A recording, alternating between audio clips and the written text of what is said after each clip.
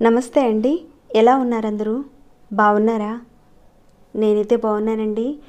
మీ అందరికీ అమ్మవారి ఆశీస్సులు ఎల్లప్పుడూ ఉండాలని కోరుకుంటూ, ఈ నవరాత్రుల్లో అఖండ దీపారాధన మనం ఏ రకంగా చేయాలి? ఎలాంటి ఒత్తులతో దీపారాధన చేసుకోవాలి? ఈ దీపారాధనని ఏ దిక్కును వెలిగించాలి? అన్న విషయాలన్నీ ఈరోజు మనం తెలుసుకోబోతున్నాం. ఈ అఖండ దీపం అనేది చాలా విశేషంతో కూడుకొని ఉంటుంది.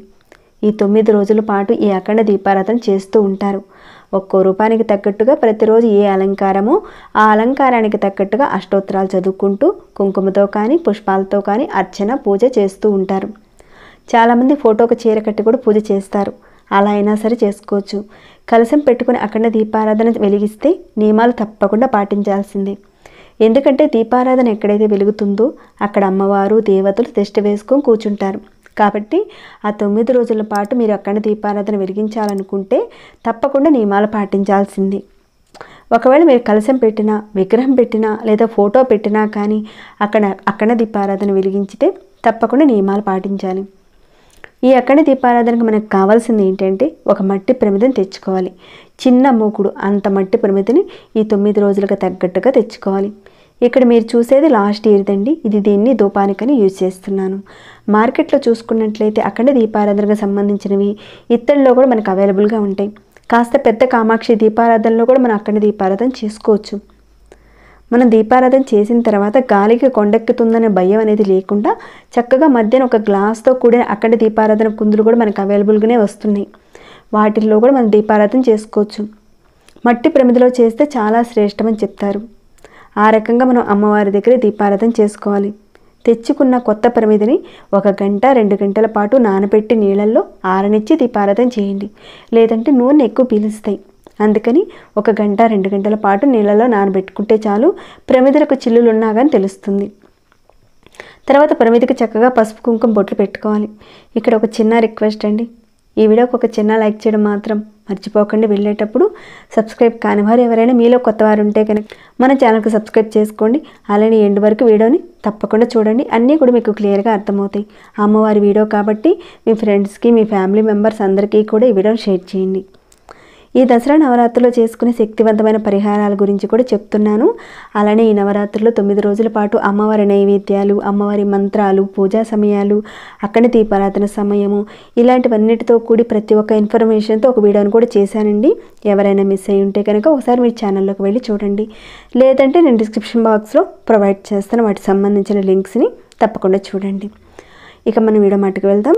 ఆశ్వీజ శుద్ధ పాఠ్యమి రోజున ఉదయం పూట దీపారాధన చేయడానికి తగిన విధంగా ఆ దీపారాధన ప్రమిదిలో చక్కగా నూనె పోసి పెట్టండి. మళ్ళీ సాయంత్రం వరకు ఆ దీపారాధన కొండెక్కకుండా కాస్త చూసుకుంటూ ఆయిల్ వేస్తూ ఉండండి. మళ్ళీ సాయంత్రం మనం పూజ చేసేటప్పుడు కాస్త మళ్ళీ ఆయిల్ వేసుకున్నట్టయితే తెల్లారేదాకా చక్కగా వెలుగుతూ ఉంటుంది. ఆ రకంగా మనం చక్కగా నియమనిష్టలతో అమ్మవారికి పూజ చేసుకుంటూ ఒక్కపూట భోజనం చేసుకుంటూ అది కూడా ఉల్లి వెల్లుల్లి లేని ఆహారం తీసుకుంటూ నేల పడక పడుకోవాలని చెప్తారు. అది అందరికీ కుదరదు కదండి, అనారోగ్య సమస్యలు ఉన్నవారికి. కాబట్టి మీరు పడుకునే మంచం మీద పాత దుప్పటి అనేది తీసేసి కొత్త దుప్పటి వేసుకుని పడుకోవాలి. ఆ రకంగా చేసుకోవాలి. ఆరోగ్యం సహకరించిన వాళ్ళు మాత్రం తప్పకుండా నేల పడక కానీ లేదంటే చాప మీద కానీ పడుకోవాలి. ఇక ఈ అఖండ దీపారాధనకి మార్కెట్లో అఖండ దీపపు ఒత్తులు కూడా మనకు అవైలబుల్గా ఉంటాయి. ఈ కాటన్ చూసారు కదండి, ఈ కాటన్ మెడికల్ షాప్లో మనకు అవైలబుల్గా ఉంటుంది. ఈ ఒత్తి చాలా బాగా వెలుగుతుంది. మీరు తెల్లని కాటన్ ఒత్తిని ఒక 2 భాగాలుగా తీసుకుని 2 ఒత్తుల్ని ఒక ఒత్తిగా కలిపి దాదాపుగా ఒక 1/2 మీటర్ వచ్చేలా ఒత్తిని తయారు చేసుకోవాలి.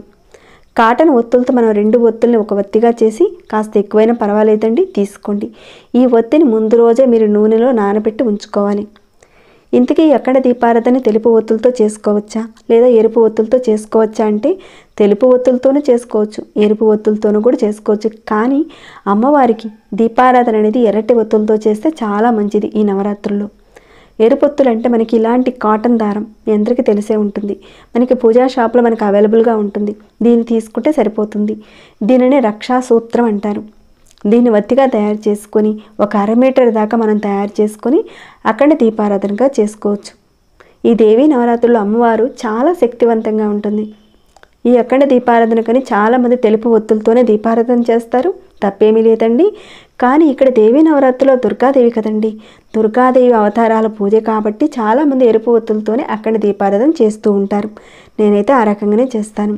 నాకు ఒక సంవత్సరం కుదిరినా కుదరకపోయినా కానీ నేను ఎప్పుడైనా సరే ఎరుపు ఒత్తులతోనే చేస్తానండి. తెలుపు ఒత్తులతో కూడా చేసుకోవచ్చు, తప్పేమీ లేదు. ఇక అఖండ దీపారాధనకని ప్లేట్ తీసుకొని చక్కగా గంధం కుంకుమ పెట్టుకోవాలి. అఖండ దీపారాధన చేసుకుంటే మనం బయటకి ఎక్కడికి వెళ్లకుండా ఉండాలి. బయట ఫుడ్ అనేది తీసుకోకూడదు. అంటూ గింటూ ఏది తలకలకుండా ఉండాలి. చాలా జాగ్రత్తగా పెట్టుకోవాలి. అఖండ హారతి వెలిగించినప్పుడు తప్పకుండా కొబ్బరికాయ కొట్టండి. ఎందుకంటే మొదటి రోజున దీపారాధన చేస్తున్నారు. అలానే అఖండ దీపారాధనలో ఇక్కడ అగ్నిదేవుడు, సూర్యదేవుడు, అలానే అమ్మవారు ఆ జ్యోతిలో ఉన్నారని మనం భావించుకొని చేసుకోవాలి. 9 రోజుల పాటు ఈ దీపారాధన వెలిగితే ఈ సంవత్సరం మొత్తం కూడా కుటుంబానికి ఆర్థిక ఇబ్బందులు లేకుండా, అనారోగ్య సమస్యలు కానీ, శత్రువుల నుంచి వచ్చే బాధలు అవన్నీ కూడా నీటి మీద ఒక బుడగలాగా అలా వచ్చి వెళ్ళిపోతాయి. ఒకవేళ వచ్చినా కానీ అవి మిమ్మల్ని బాధించవు. అమ్మవారి దయ ఉంటే అవి ఎలా వచ్చాయో మీకు తెలియకుండా పోతాయి. మీకు తెలీదు. చిన్న చిన్నగా వచ్చినా అంటే మన జాతకాన్ని బట్టి వచ్చినా కానీ వాటి ప్రభావం మన మీద చూపించకుండా అమ్మవారు మనల్ని కాపాడుతుంది. అఖండ దీపారాధనకి మామూలుగా చాలామంది బియ్యాన్ని పెడతారు, లేదంటే నవధాన్యాలు కానీ గోధుమలు కానీ పెడతారు. ఏదైనా ధాన్యాలను పొయ్యొచ్చండి. ఇక్కడ నేను పళ్ళెంలో జొన్నలు వేశాను. తర్వాత దీపారాధనకని తీసుకున్న మట్టి ముగ్గుడికి చక్కగా పసుపు కుంకుమ బొట్లు పెట్టుకొని నిండుగా ఆవునేతిని వేసుకుని దీపారాధన చేసుకోవాలి. ఈ 9 రోజుల పాటు ఆవునేతితో దీపారాధన చేస్తే 9 రోజులు కంప్లీట్ అయ్యేంత వరకు ఆవునేతిని ఉపయోగిస్తూ ఉండాలి. నువ్వుల నూనెతో చేశారనుకోండి అఖండ దీపారాధన, నువ్వుల నూనెతోనే దీపారాధన 9 రోజుల పాటు అయ్యేలా మీరు చేసుకోవాలి. కొందరు ఆముదము, పామాయిల్ ఇలా రకరకాల ఆయిల్స్ని వాడుకోవచ్చు అని అడుగుతున్నారు.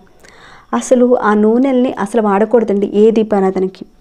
ఇక అఖండ దీపారాధనకు అస్సలు యూజ్ చేయకూడదు, మంచిది కాదు. ఆ రకంగా మీరు చక్కగా ప్రమిద నిండుగా నూనె పోసి దాంట్లో కాస్త జవ్వాదు పౌడర్, పచ్చకర్పూరం పౌడర్, కొద్దిగా అక్షింతలు వేసి ఒత్తి వేసుకోవాలి. ఆ వేసిన ఒత్తి జారకుండా 1 రూపీ కాయిన్ కానీ 10 రూపీస్ కాయిన్ కానీ అక్కడ పెట్టండి. నవరాత్రుల పూజలో అఖండ దీపారాధనకని సెపరేట్గా అమ్మవారి పీఠం పెట్టుకొని చేసుకోవాలి. ఇక్కడ కాస్త కుదరక సెపరేట్గా అన్నది పూజా మందిరంలోనే అమ్మవారి పటం పెట్టుకొని ఈ రకంగా పీఠ మీద నేను చూపిస్తున్నాను. ఈ పీట మీద అష్టదళ ముగ్గు అనేది వేసుకొని 4 వైపులా వేసుకోవాలి. వేసుకొని బంధనం చేసుకోవాలి. అలానే చాలామందికి డౌట్ వచ్చేది ఏంటంటే అఖండ దీపారాధన చేయకపోయినా, కలశం పెట్టుకోకపోయినా ఉపవాసం చేయొచ్చా అని అడిగారు. మీరు కలశం పెట్టుకున్నా పెట్టుకోకపోయినా కానీ, అఖండ దీపారాధన చేసినా చేయకపోయినా కానీ ఉపవాసం మాత్రం కంపల్సరీగా చేయండి. మీరు నవరాత్రులు అమ్మవారికి ఉపవాసం చేయడం అంటే మీరు అమ్మవారికి దగ్గర కావడం. కాబట్టి దేవీ నవరాత్రుల్లో ఉపవాసం కూడా చాలా చాలా విశేషమైంది. మీరు కనీసం అఖండ దీపారాధన చేసుకోవాలని పరిస్థితి ఉన్నా కానీ ఖచ్చితంగా ఉపవాసం చేయండి.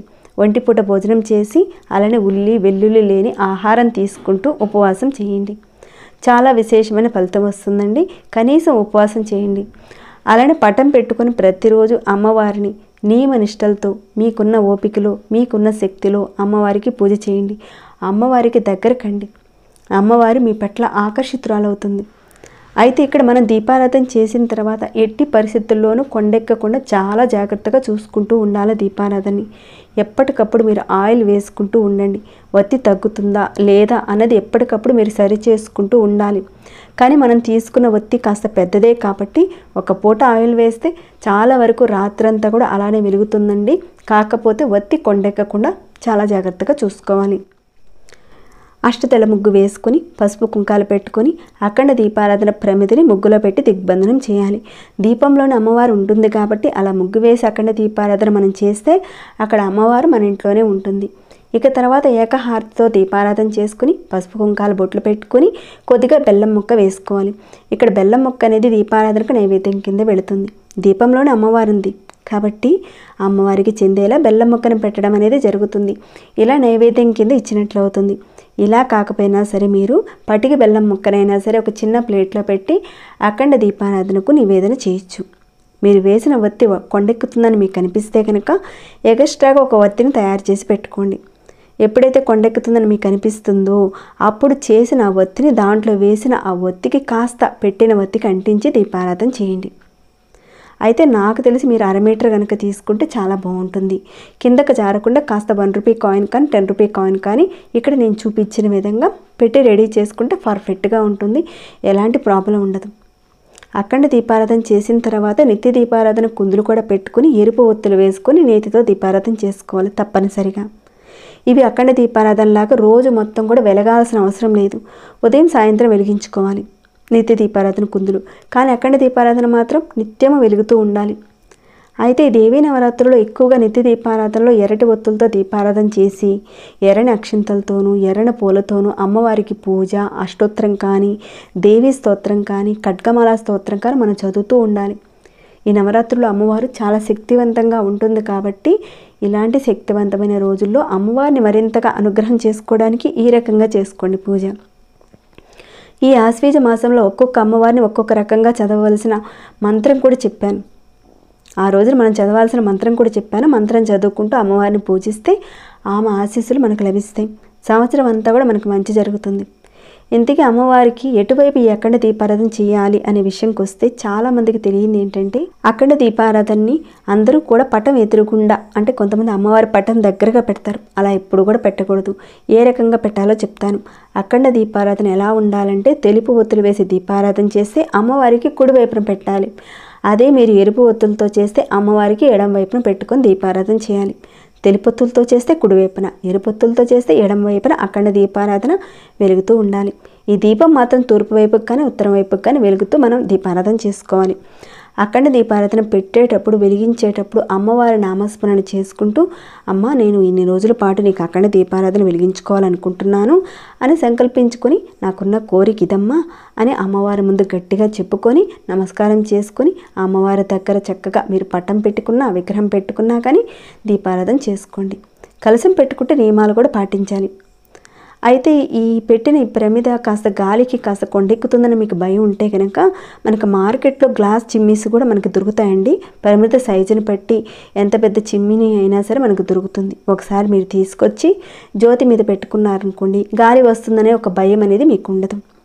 ఈ అఖండ జ్యోతి అనేది ఈ నవరాత్రుల్లో కొండెక్కకుండా మనం చాలా వరకు జాగ్రత్తగా కాపాడుకోవాలి. అలా జాగ్రత్తగా ఎప్పటికప్పుడు నూనె పోసుకుంటూ దగ్గరగా ఉండేలా చూసుకోవాలి.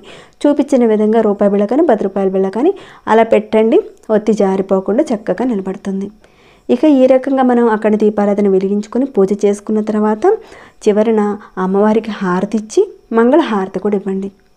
అమ్మవారికి అఖండ దీపారాధన తెలుపొత్తులతో చేసిన, ఎరుపొత్తులతో చేసిన ఏం పర్వాలేదండి, చక్కగా చేసుకోవచ్చు. కానీ అఖండ దీపారాధన చేసేటప్పుడు ఎటువైపున పెట్టి చేయాలో చెప్పిన విధంగా చేయండి. ఇలా ప్రతి సంవత్సరం మీరు కుదిరితే కనుక తప్పకుండా చేయండి. ఒక సంవత్సరం చేస్తే ప్రతి సంవత్సరం చేయాలా, నియమం అనేది ఉందండి, ఖచ్చితంగా చేయాలా అని అడుగుతారేమో. అలాంటిది ఏదీ లేదండి. మీ ఇంట్లో వాళ్ళు సహకరించినప్పుడు అంతా బాగుంది, మీకు అంతా బాగుంది అనుకున్నప్పుడు మేము చేయగలుగుతాము అని ఒక గట్టి సంకల్పం ఉంటే కనుక, ఈ నియమాలు పాటిస్తాము అని అంటే కనుక ప్రతి సంవత్సరం మీరు చేసుకోవచ్చు. ఎంత చేసినా కానీ భక్తి అనేది ముఖ్యమండి. ఇక్కడ భక్తితో ఈ నవరాత్రులు అమ్మవారికి అఖండ దీపారాధన చేసి చక్కగా పూజించండి. అమ్మవారి అనుగ్రహం మీ మీద ఎప్పుడూ ఉండాలని నేను కోరుకుంటున్నాను. ఓకేనండి, ఈ వీడియోని ఇంతటితో ముగిస్తున్నాను. ఈ వీడియోకి ఒక చిన్న లైక్ చేసి వెళ్ళండి.